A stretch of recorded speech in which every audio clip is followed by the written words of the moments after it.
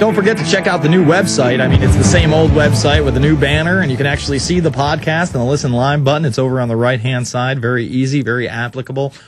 Constitution in the background. Can't beat it. So join it, www.theinfowarrior.com. And don't forget, I have my own little YouTube channel posted over there today, just a preview of what we were going to go over on tonight's show, Joe Banister, Earth 2100. It's youtube.com/JasonJustice911. And don't forget, if you want to get at me with some tips, it's myspace.com/Jason Bermas. I got to tell you, I'm about 100 backed up, but a lot of the stories that I did read to you tonight did come from there. So please send me your videos. Okay, without further ado, we're going to go to Elise, Ronald, Kelly, Chris, and others, but I want to get back into Earth 2100, spend some time on that. Take your calls in the second half of this segment. Let's hit the clip.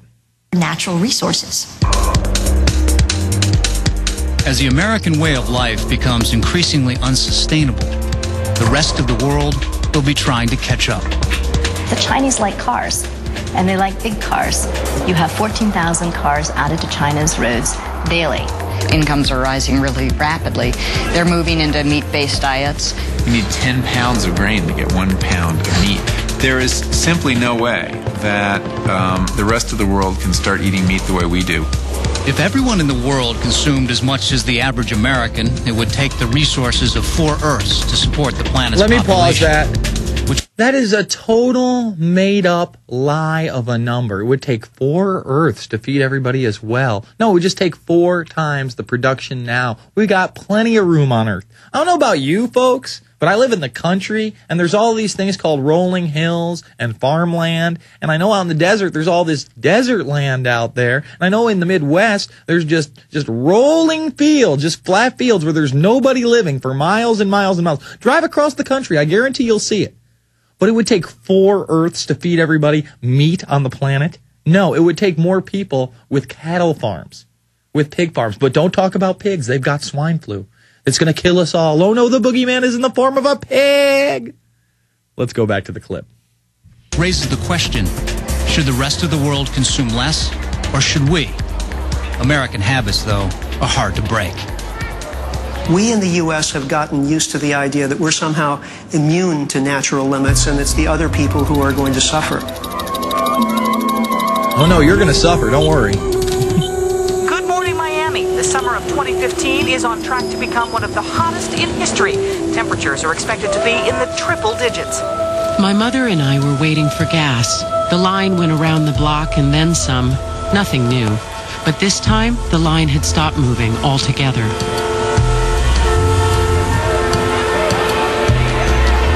A man who worked at the gas station came out holding a sign. People started yelling, and they got out of their cars and started moving towards him. Here comes the civil unrest. My mother got us out of there fast.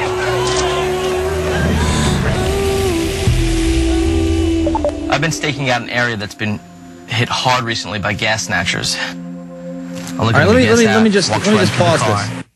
Now, what they're showing you are web submissions. See, they're hip to the fact that now CNN has iReporters and Current TV. And by the way, that's tragic that North Korea took those 2 journalists and they sentenced them, I think, to 5 years or 5 or 15 years in prison. Something outrageous. I hope that sentence is commuted. Another story. But they're using that kind of hip technology, and they have these little web submissions throughout the show. See, this is an iReporter for history, and now people are taking gas from cars. They're gas thieves everywhere. All right, go back to the clip. Wow. Look at this. Right in the middle of the day. This car's going by, and these guys are siphoning gas out of someone's car.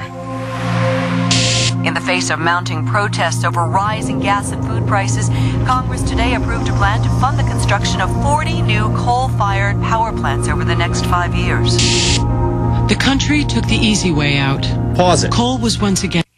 Now they're saying that coal is the easy way out. Oh, they went with the easy way. And I want people who own barbecue shops that use coal to think about this. They're about to put you out of business. They're about to make it impossible for you to live. They're going to charge you so much tax for using coal because of its CO2 emissions. They don't want you to know that coal is a plentiful resource that we could power the country with. They don't want you to understand that. See, we're taking the easy way out, going with coal. And we know this because last week they did a study where they actually admitted, and this is probably true, that when they burn coal, it emits mercury, and that mercury then runs off into the water. and then the water supply infects the fish. And then because of that mercury, which is poison, it's not poison when it's in a vaccination, though, according to the loving government, but it is poison. They admit it in this. See, there's too much mercury coming off, and it's going to give you liver disease and all sorts of other problems, so we can't go to coal. Well, why not just regulate it so that the mercury runoff doesn't go into our water supply? That sounds like the answer to me, but they don't even mention the mercury in this. They just do a good job at demonizing coal. Here come the big bad experts talking about how CO2 is bad and coal is very bad, so we can't use coal. Oh, we were idiots for using coal. Hit it. And touted as our so-called salvation. But the more coal we burned, the faster our planet warmed. You get the picture.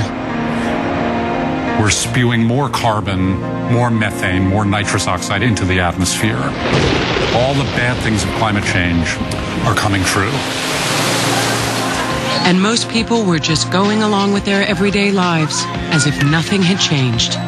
And until we have a crisis of some kind, I don't think we're going to be motivated to wake up and say, okay, now we have to change. All right, pause. Sometimes it takes... There it is. You know, we need this crisis. Remember, like George Soros said, we always got to mobilize and use a good crisis. We need a good crisis. That's what motivates people. And that's why you saw false flag attacks like 9/11 to motivate people to give up their freedoms, surrender their liberties, go into the Middle East, and start killing brown people. See, they have these big events because it does mobilize the masses, the sheeple, the chattel, the ones that they espouse about in their own documentation. And I was one of those people. I went along with the flow. I never thought that I could be under mass mind control. But if you bought into this propaganda, I hate to tell you, you're under mass mind control. That's what's happening.